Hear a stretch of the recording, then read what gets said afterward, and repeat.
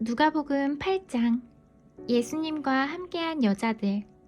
그 후에 예수님께서 여러 성과 마을을 두루 다니시면서 하나님 나라에 관한 좋은 소식을 전하였습니다. 12 제자들도 예수님과 함께 다녔습니다. 악한 영과 병에서 고침을 받은 몇몇 여자들도 함께 있었습니다. 이들은 7 귀신이 들렸던 막달라라고 하는 마리아와 헤롯의 신하인 구사의 아내 요한나와 수산나, 그리고 그 밖에 다른 여자들이 많이 있었습니다. 이들은 자신의 재산으로 예수님과 제자들을 섬겼습니다. 씨 뿌리는 사람들의 비유. 많은 사람들이 모여들고 여러 마을에서 온 사람들이 예수님께 나아오자 예수님께서 비유로 말씀하셨습니다. 씨를 뿌리는 사람이 씨를 뿌리러 나갔다. 그가 씨를 뿌렸는데 어떤 씨들은 길가에 떨어져 발에 밟히기도 했고 하늘의 새들이 와서 먹어버리기도 했다. 어떤 씨들은 바위 위에 떨어져서 자라다가 물이 없어서 시들어 죽었다. 어떤 씨들은 가시덤불에 떨어져 가시덤불이 함께 자라서 자라지지 않았다. 어떤 씨들은 좋은 땅에 떨어져 자라나서 100배의 열매를 맺었다. 이 말씀을 마치시고 예수님께서 외치셨습니다. 들을 귀 있는 자는 들어라. 비유로 말씀하신 이유. 제자들이 이 비유가 무엇인지 예수님께 물었습니다. 예수님께서 말씀하셨습니다. 너희에게는 하나님 나라의 비밀을 아는 것이 허락되었다. 그러나 다른 사람들에게는 비유로 말하였다. 이는 그들이 보아도 보지 못하고 들어도 깨닫지 못하게 하려는 것이다.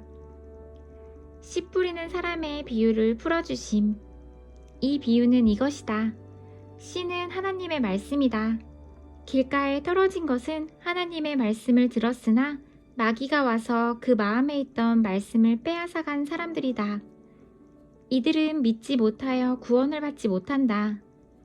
바위 위에 떨어진 것은 하나님의 말씀을 듣고 기쁨으로 받지만 뿌리가 없는 사람들이다. 이들은 잠시 동안 믿으나 시험 받을 때 넘어진다.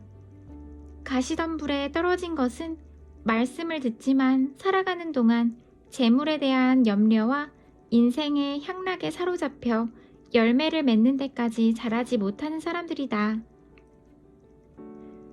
좋은 땅에 떨어진 것은 정직하고 선한 마음으로 하나님의 말씀을 듣고 그 말씀을 굳게 지켜서 좋은 열매를 맺는 사람들이다.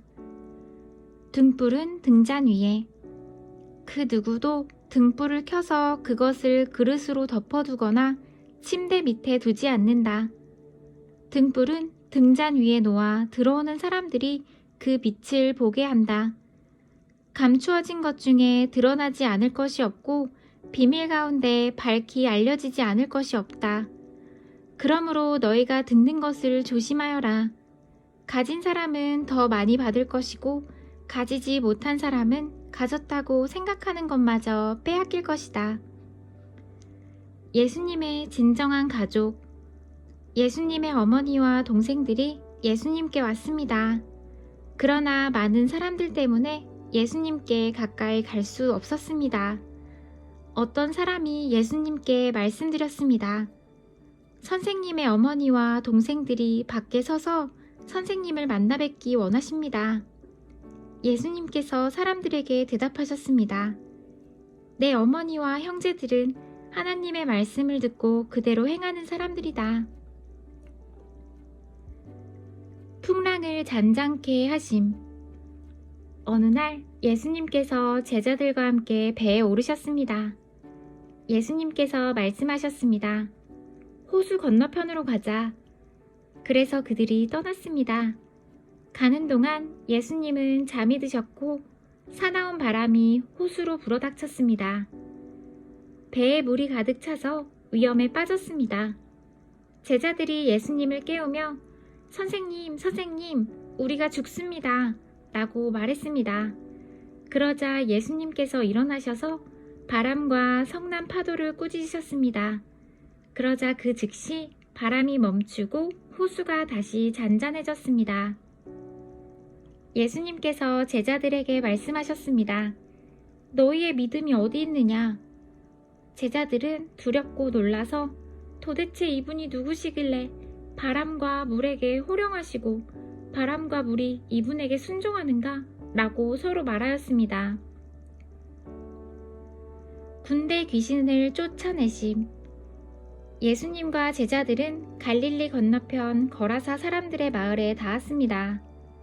예수님께서 배에서 내리시니 그 마을에 사는 귀신 들린 사람이 예수님께 다가왔습니다.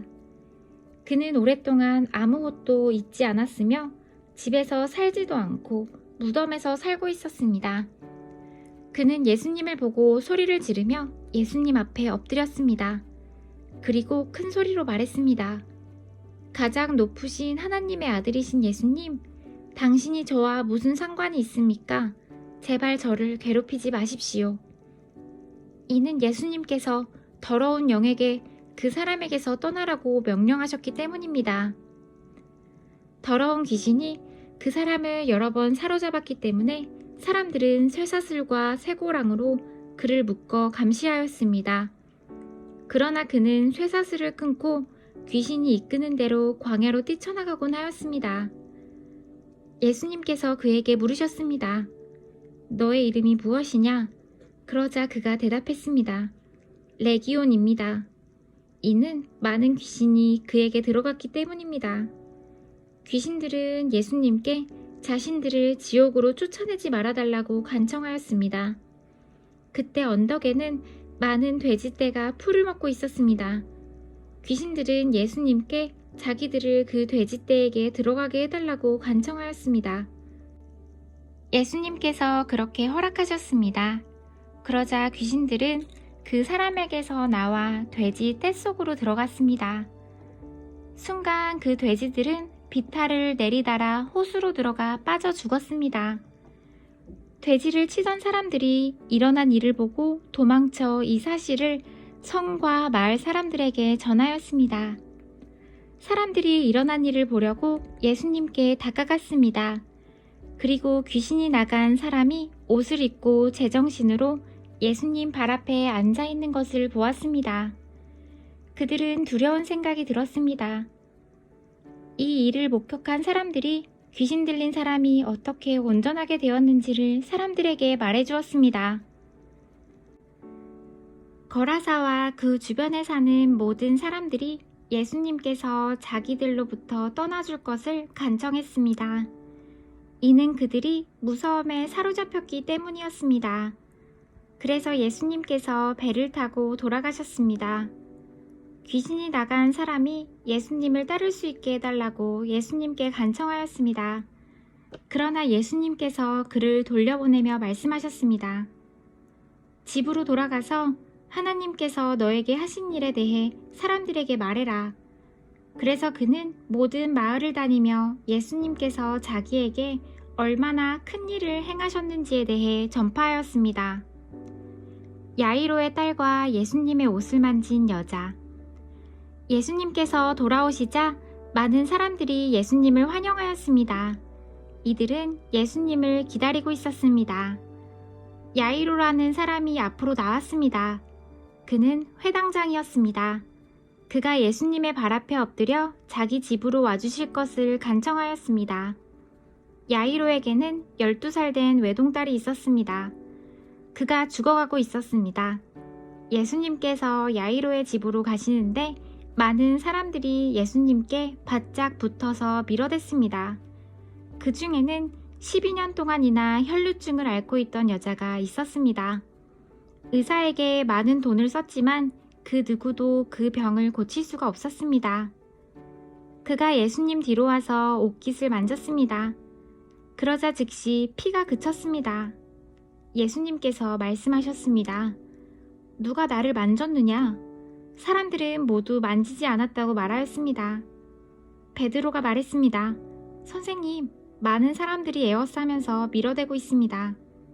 예수님께서 말씀하셨습니다. 누군가가 나를 분명히 만졌다. 내게서 능력이 나간 것을 안다. 숨길 수 없다는 것을 안 그 여자는 떨며 나와 예수님 앞에 엎드렸습니다. 그리고 사람들 앞에서 왜 자기가 예수님을 만졌는지 또 어떻게 즉시 병이 나았는지를 말씀드렸습니다. 예수님께서 그에게 말씀하셨습니다. 딸아, 너의 믿음이 너를 구원하였다. 평안히 가거라. 예수님의 말씀이 끝나기도 전에 회당장의 집에서 온 어떤 사람이 회당장에게 말했습니다. 따님이 죽었습니다. 그러니 선생님을 더 이상 괴롭히지 마십시오. 예수님께서 이 말을 들으시고 대답하셨습니다. 두려워하지 말고 믿기만 하여라.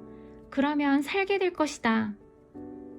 그 집에 이르러 예수님께서는 베드로와 요한과 야고보 그리고 소녀의 아버지와 어머니 외에는 아무도 함께 들어가지 못하게 하셨습니다. 사람들이 소녀를 위해 슬피 울고 있었습니다. 예수님께서 울음을 그쳐라. 그는 죽은 것이 아니라 자고 있다 라고 말씀하셨습니다. 그러자 사람들은 예수님을 비웃었습니다. 그것은 소녀가 죽었다는 것을 알고 있었기 때문입니다. 예수님께서 소녀의 손을 잡고 불렀습니다. 아이야, 일어나라. 그러자 영혼이 돌아와서 소녀는 즉시 일어났습니다.